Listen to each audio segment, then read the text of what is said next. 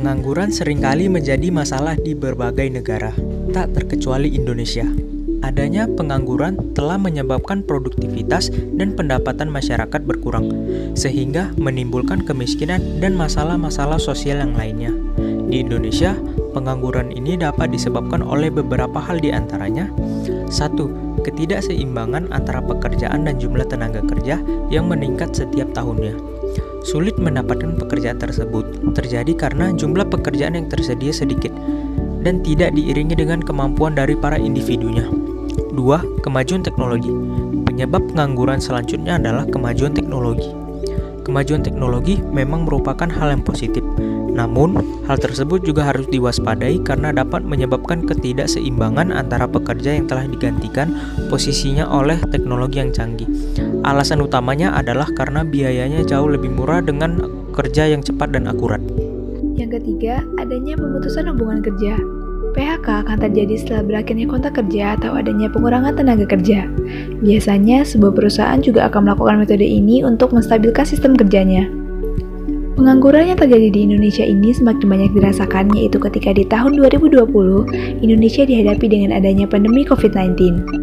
Pandemi tersebut membuat jumlah penduduk yang bekerja mengalami penurunan, padahal tingkat partisipasi angkatan kerja justru meningkat. Pada masa pandemi COVID-19 seperti sekarang ini, banyak perusahaan yang melakukan pengurangan tenaga kerja dikarenakan berbagai hal seperti lemahnya permintaan pasar, termasuk akibat kebijakan pembatasan sosial berskala besar, dan keterbatasan cash flow terutama untuk membiayai gaji tenaga kerja yang merupakan komponen tertinggi dari biaya perusahaan.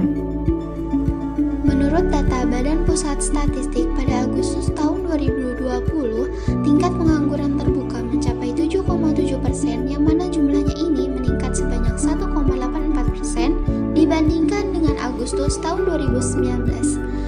Dalam data BPS, tercatat bahwa terdapat 29,12 juta orang penduduk usia kerja yang terdampak COVID-19, terdiri dari pengangguran karena COVID-19, bukan angkatan kerja karena COVID-19, sementara tidak bekerja karena COVID-19, dan penduduk pekerja yang mengalami pengurangan jam kerja karena COVID-19.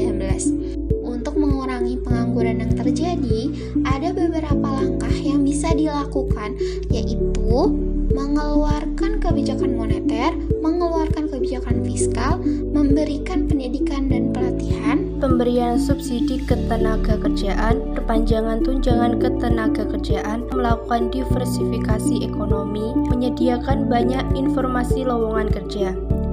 Selain itu, ada langkah lain yang dilakukan oleh pemerintah untuk menekan angka pengangguran di masa pandemi COVID-19 seperti sekarang ini, yaitu mengalokasikan dana, menyediakan program berupa insentif pajak penghasilan, relaksasi pembayaran pinjaman atau kredit, menyediakan jaringan pengaman sosial bagi pekerja sektor informal, memprioritaskan pemberian insentif pelatihan melalui program kartu prakerja bagi pekerja yang terkena PHK.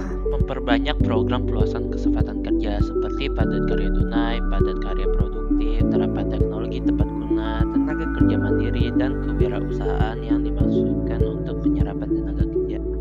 Menyediakan bantuan yang ditujukan bagi perusahaan dan pekerja, utamanya menyangkut pelindungan pekerja atau buruh dan kelangsungan usaha, serta pelindungan pekerja pada kasus penyakit akibat kerja karena COVID-19. Langkah-langkah tersebut terbukti telah membuahkan hasil yang mana menurut data BPS, tingkat pengangguran di Indonesia di Februari 2021 telah mengalami penurunan sebesar 0,81% poin dibandingkan dengan Agustus 2020.